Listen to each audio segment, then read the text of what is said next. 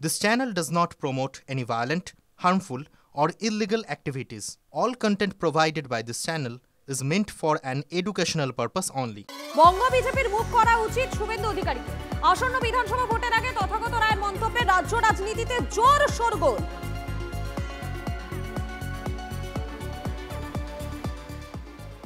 দিলীপ ঘোষ কোনো বৃত্তে, তুমি একেবারেই ঠিক বলেছো, দিলীপ ঘোষ বৃত্তের বাইরে চলে গেছেন।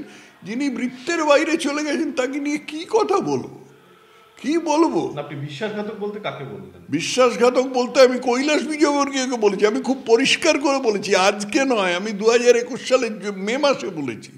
কৈলাস বিজয়বর্গীয় প্রথম, তো কেডিএসএ একটা টিম ছিল, কৈলাস, দিলীপ, শিবপ্রকাশ, অরবিন্দ, এই চারজন মিলে বিজেপিকে বিভিন্ন স্তরে বিজেপির পায়ে কুড়ুল মেরেছিল এবং তারই ফলে এই অবস্থা হয়েছিল আর কি। প্রধান দায়িত্বটা ছিল কৈলাস বিজয়বর্গীয়র এবং সেই জন্য তারকে নিন্দা করার ভাষা আমার নেই।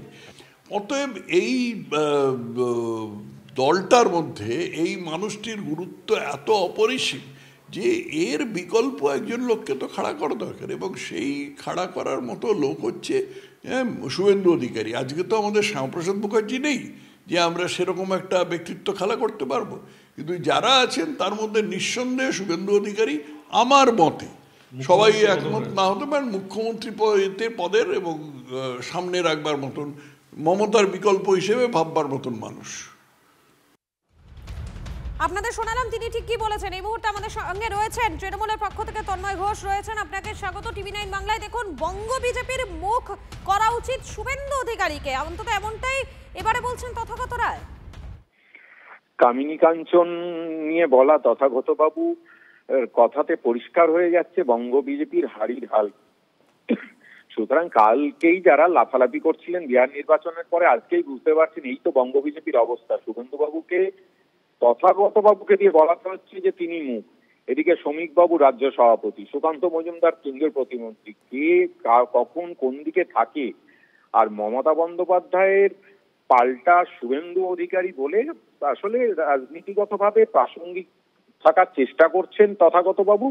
বোঝা উচিত যে এই মমতা বন্দ্যোপাধ্যায়ের হাত ধরেই শুভেন্দু বাবুর পরিচিতি হয়েছে। সুতরাং শুভেন্দু বাবু মমতা বন্দ্যোপাধ্যায়ের সঙ্গে লড়াই করবেন, এটা হাস্যকর। আর সেই দিনের শেষে তৃণমূল থেকে যাওয়া একটি লোককেই বাংলায় বিজেপিকে তাহলে মুখ করতে হচ্ছে, এই তো অবস্থা। বাংলার মানুষ অরিজিনালকে নেবে, ডুপ্লিকেটকে নেবে না। ধন্যবাদ আপনাকে। নাশকতা দুঃস্বপ্ন মুছে আজ থেকে ফের খুলল লালকেল্লা। আজ সকাল 10টা থেকে পর্যটকদের জন্য খুলে গিয়েছে লালকেল্লার দরজা। দিল্লিতে বিস্ফোরণের পর থেকে বন্ধ করে দেওয়া হয়েছিল ইতিহাস বিজড়িত দিল্লির লালকেল্লা। আজ থেকে খুলে দেওয়া হয়েছে লালকেল্লা মেট্রো স্টেশনের সমস্ত গেট। নাশকতার দুঃস্বপ্ন কাটিয়ে আবারও ছন্দে ফেরার চেষ্টা এবং আজ সকাল 10টা থেকে পর্যটকদের জন্য খুলে গিয়েছে লালকেল্লা। দিল্লিতে বিস্ফোরণের পরে বন্ধ করে দেওয়া হয়েছিল ইতিহাস বিজড়িত দিল্লির এই লালকেল্লা। আজ থেকে আবারও খুলে দেওয়া হয়েছে লালকেল্লা এবং লালকেল্লা মেট্রো স্টেশনের সমস্ত যে গেট রয়েছে সেই গেটও আজ থেকে খুলে দেওয়া হয়েছে। ফের বন্ধ দ্বিতীয় হুগলি সেতু। আজ ভোর 5টা থেকে রাত 9টা পর্যন্ত ব্রিজ দিয়ে সম্পূর্ণ যান চলাচল নিষিদ্ধ। বিকল্প রাস্তা হিসেবে নিবেদিতা সেতু বা হাওড়া ব্রিজ ব্যবহার। কেবল এবং বেয়ারিং এর কাজের জন্য দিনভর বন্ধ দ্বিতীয় হুগলি সেতু।